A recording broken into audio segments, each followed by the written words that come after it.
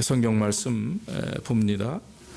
오늘 말씀은 시편, 구약성경 시편 9편 1절에서 10절입니다. 시편 9편 1절에서 10절입니다.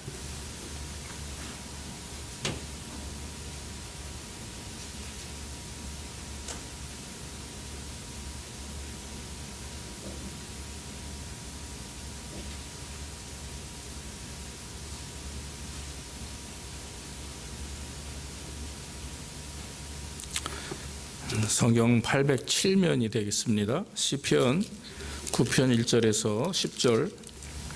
내가 전심으로 여호와께 감사하오며 주의 모든 기사를 전하리이다. 내가 주를 기뻐하고 즐거워하며 지극히 높으신 주의 이름을 찬송하리니 내 원수들이 물러갈 때 주의 앞에서 넘어져 망함이니이다.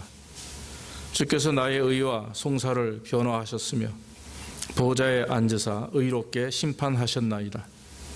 열방을 책하시고 악인을 멸하시며 저의 이름을 영영히 도말하셨나이다. 원수가 끊어져 영영히 멸망하였사오니 주께서 무너뜨린 성읍들을 기억할 수 없나이다. 여호와께서 영영히 앉으시며 심판을 위하여 보좌를 예비하셨도다. 공의로 세계를 심판하시며 정직으로 만민에게 판단을 행하시리로다. 여호와는 또 압제를 당하는 자의 산성이시요 환난 때의 산성이시로다. 여호와여 주의 이름을 아는 자는 주를 의지하오리니 이는 주를 찾는 자들을 버리지 아니하심이니이다. 아멘. 아멘. 오늘은 말씀을 고통 중에 드리는 감사, 이런 제목을 가지고 본문의 말씀을 통해서 말씀을 드리기 원합니다. 개인적으로 저는 요즘에 우리 사람들이 참 약한 존재다라는 생각이 듭니다. 아무리 우리가 건강하다 생각하고 또 지혜롭다 여기고 또 여러 가지 자기 자신을 믿고 의지하는 그런 인생을 살아가는 사람들이 많이 있는데 우리도 마찬가지죠. 그러나 아무리 강한 척을 하고 세상에 무서울 것이 없다 해도 이런 전염병 하나로 결국에 세상은 지금 흔들리고 있고 전 세계가 두려움과 혼돈 속에 있고 또 수많은 분들이 이 세상을 떠나는 분들이 많이 있습니다. 성경에도 보면은 우리를 질그릇으로 이렇게 표현합니다. 질그릇. 그래서 떨어뜨리면 아주 깨지고 박살이 나는 그런 흙으로 만든 툭이죠. 마찬가지로 인간은 약한 존재고 인간은 허물 많은 존재입니다. 이 코로나 때문에 세상이 많이 변하고 있습니다. 또 이 코로나가 질병이 지나가도 세상은 변한 상태로 한동안 유지될 것이라고들 말을 합니다. 사람들은 두려움 속에 있지만은 한편 코로나의 역설이라고 할 수 있죠. 지금 대자연은 점점 청정을 이루어가고 또 깨끗해지고 있음을 알게 됩니다. 우리가 얼마나 자연을 무심하게 대했는지 또 환경을 얼마나 생각 없이 그동안 행동해 왔는지를 다시 한번 돌아보게 됩니다. 사람들이 자기 욕심에 사로잡혀서 자기가 원하는 것 또 세상이 원하는 것을 계속해서 만들어가고 또 이루어 나가는 그런 모습 속에서 점점 우리 사람들이 더 약해지고 또 세상을 더럽히는 모습들을 보면서 이번 코로나 사태가 우리에게 고통과 아픔을 주기도 하지만 반면으로 또 깨닫는 시간들이 됨을 한편으로 감사하게 생각을 합니다. 오늘 이 본문의 내용을 보면 환난과 고통 중에 있는 다윗이 하나님을 찬양하는 내용이 나옵니다. 그래서 예루살렘으로 하나님의 법궤를 옮길 때 이 암몬 자손들이 이스라엘을 공격했습니다. 그런데 그 전쟁을 다 치르고 난 후에 다윗이 하나님 앞에 감사하며 찬양하는 그런 찬양의 내용입니다. 특별히 오늘 말씀을 보면은 어떤 사건을 가지고 하나님을 찬양하기보다는 평소에 지금은 당장은 현재 원수들이 자기들을 공격하고 또 괴롭게 하지만 그러나 과거에 하나님이 함께 하셨고 또 현재에도 역사하시고 미래에도 하나님이 자기를 보호하시고 역사하실 것을 믿는 믿음을 가지고 하나님 앞에 계속해서 감사하는 내용이 되는 것입니다. 하나님은 항상 불가능하게 생각했던 모든 것들을 가능케 하셨고 또 내 힘과 능력으로 할 수 없는 일들을 하나님은 하나님의 능력으로 감당할 수 있도록 우리에게 힘을 주셨음을 믿습니다. 그렇기 때문에 다윗도 그의 일생을 통해 하나님을 의지하고 또 힘들고 어려운 시기를 겪을 때마다 다윗은 계속해서 하나님을 향한 마음과 그 감사의 마음을 잊지 않고 그까지 믿음으로 하나님께 영광을 돌렸다라고 하는 것입니다.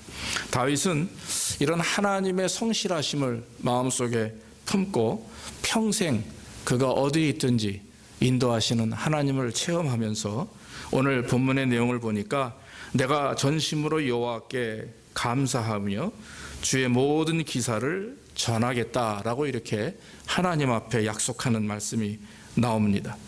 사랑하는 성도 여러분, 오늘 우리는 본문의 말씀을 통해서 힘들고 어려운 우리의 상황에 살고 있지만은 우리가 잊지 않고 하나님 앞에 감사할 수 있는 그리고 찬양할 수 있는 이유가 있음을 우리는 본문을 통해서 고백하게 됩니다.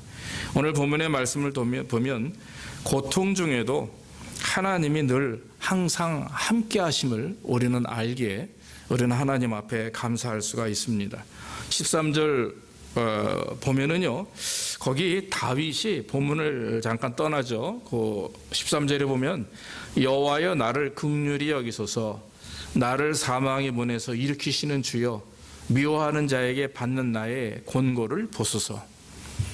조금 전에 제가 말씀드렸다시피 다윗은 계속해서 어려움 속에 있습니다. 왕이 된 이후에도 계속 힘든 일들을 겪습니다. 적들이 계속해서 다윗과 이스라엘을 공격합니다. 그럼에도 불구하고 내가 전심으로 여호와께 감사하겠다 하는 마음을 오늘 갖는다라고 하는 것입니다. 이유가 무엇이겠습니까? 하나님의 함께 하심을 믿기 때문에 그렇습니다. 다윗이 곤경에 처해 있고 힘든 상황에 있었지만 과거와 현재와 미래 가운데 역사하시는 하나님을 의지했기 때문에 다윗은 감사할 수 있는 것입니다. 이런 다윗의 신앙은 하나님이 늘 자기와 함께 계시고 영원토록 변함없으신 성실하신 하나님을 믿기 때문에 나오는 그런 신앙 고백이 되는 거죠. 여러분, 우리가 우리의 삶을 돌아보면 어렵고 힘든 일들이 많이 있습니다. 지금도 마찬가지입니다. 그러나 우리가 좌절하거나 낙심하지 않을 이유가 있는 거죠. 그동안 주님께서 우리와 함께 하셨던 그런 은혜가 있기 때문에 그렇습니다.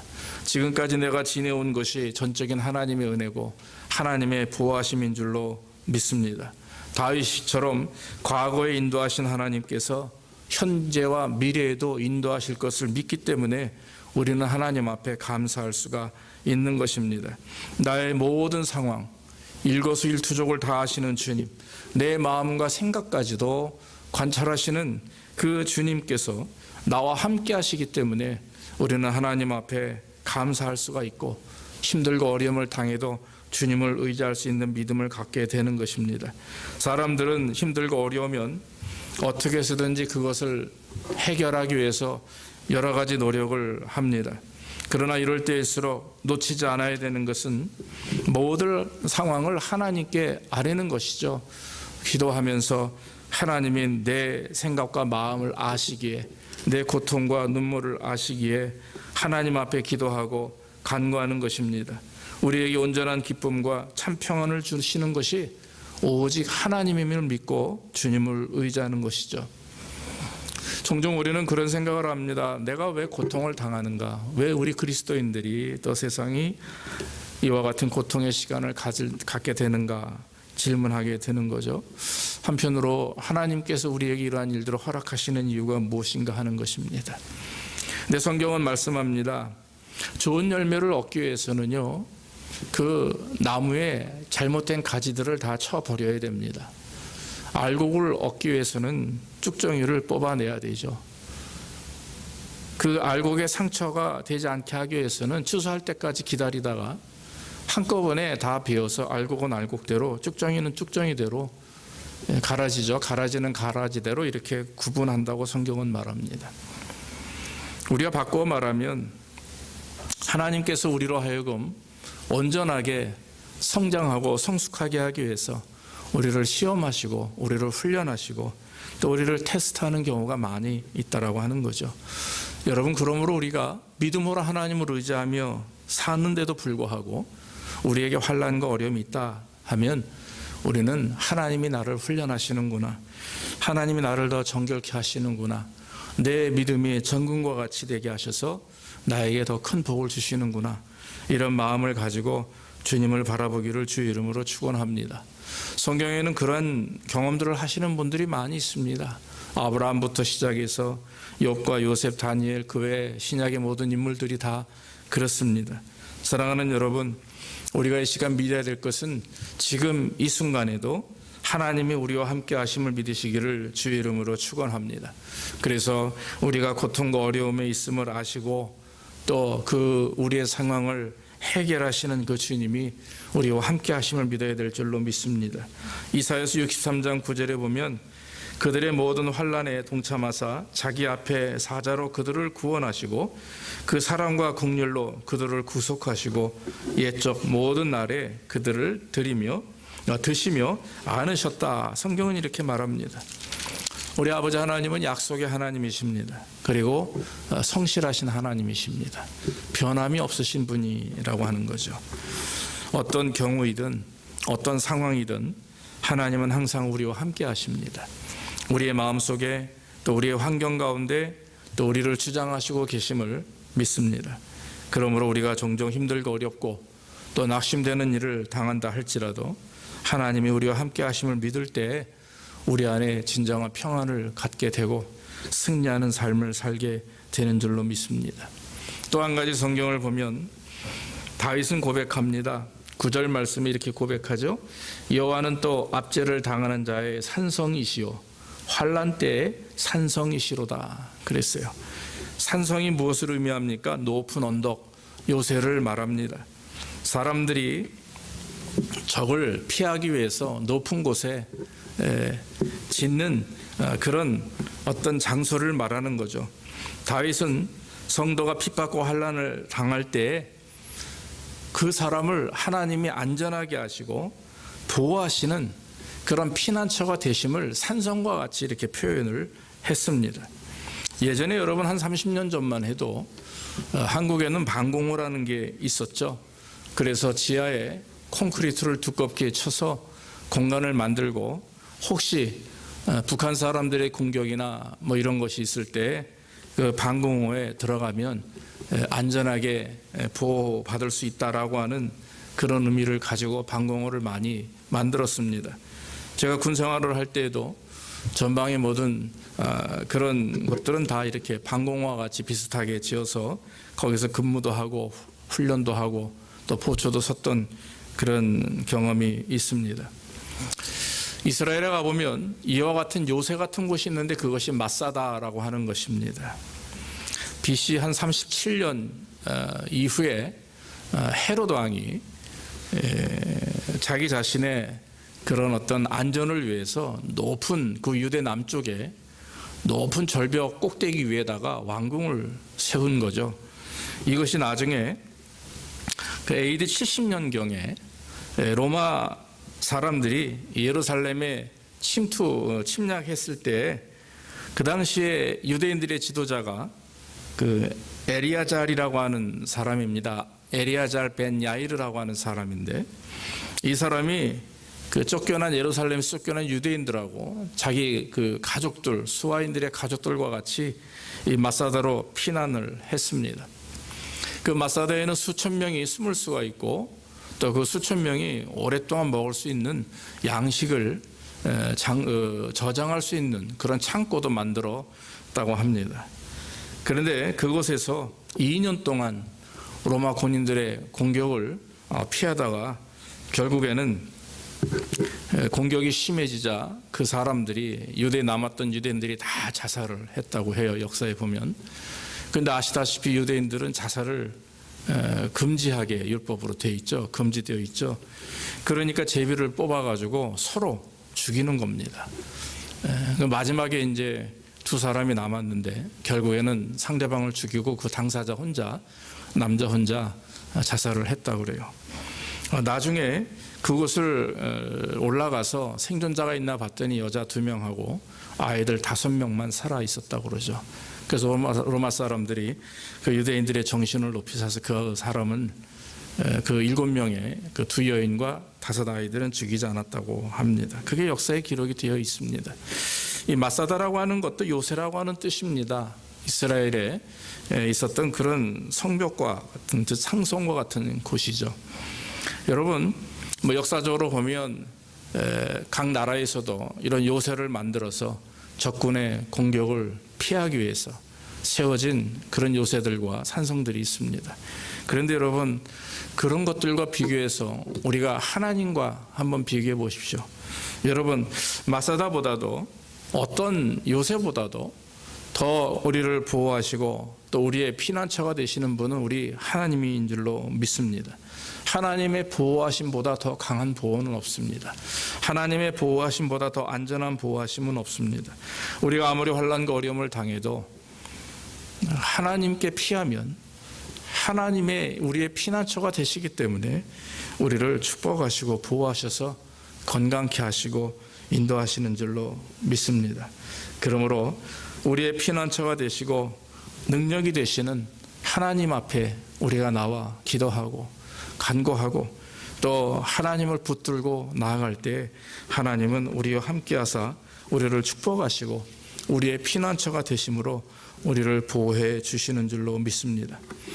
진정한 신앙 위에서 살아가는 성도들은 참 비밀을 깨닫게 되는데 그런 하나님의 보호하심과 나아가 하나님을 아는 지식을 경험하게 됩니다. 여러분, 하나님을 아는 지식이라는 것이 과연 무엇이겠습니까? 그저 하나님 이 3글자를 안다는 의미가 아니죠.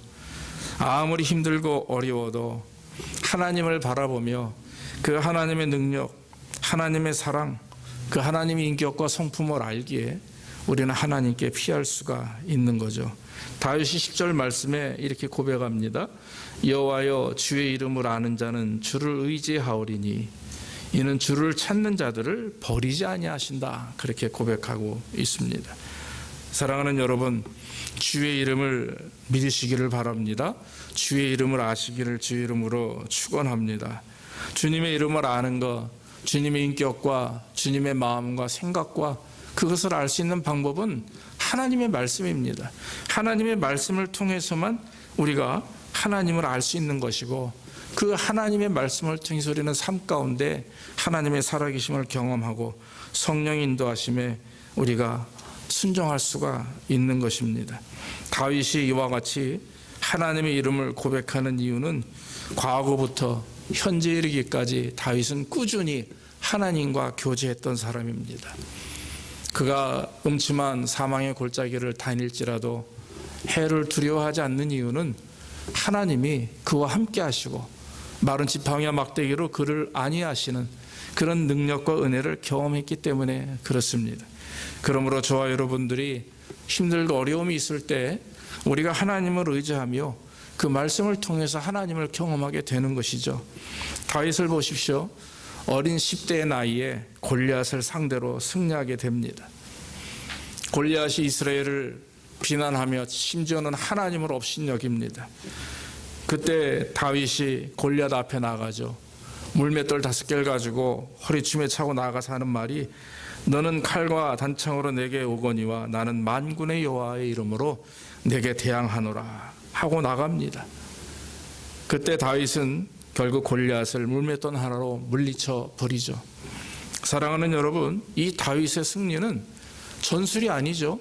무기의 능력이 아닙니다. 바로 하나님을 의지하는 믿음으로 나간 것입니다. 신앙과 용기라고 하는 사실입니다. 바울도 복음을 전하다가 빌립보 감옥에 갇히죠.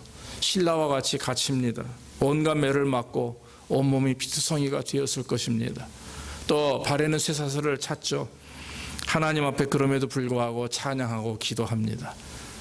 그랬더니 기적이 일어납니다. 지진이 일어나고 옥문이 열리며 그 묶였던 쇠사슬이 끊기게 되죠.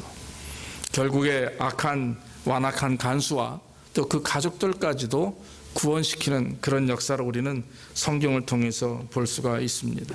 그러므로 여러분, 우리가 힘들고 어려울 때 하나님을 의지하는 것, 하나님이 나의 피난처가 되심을 믿고 주님 앞에 감사하며 의지할 때 주께서 우리에게 감사와 찬양이 넘치는 삶으로 인도해 주시는 것입니다.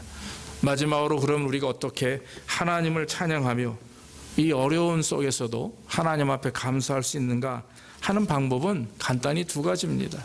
제일 중요한 것은 어려움을 묵상하지 말고 하나님의 말씀을 묵상하라 하는 것입니다.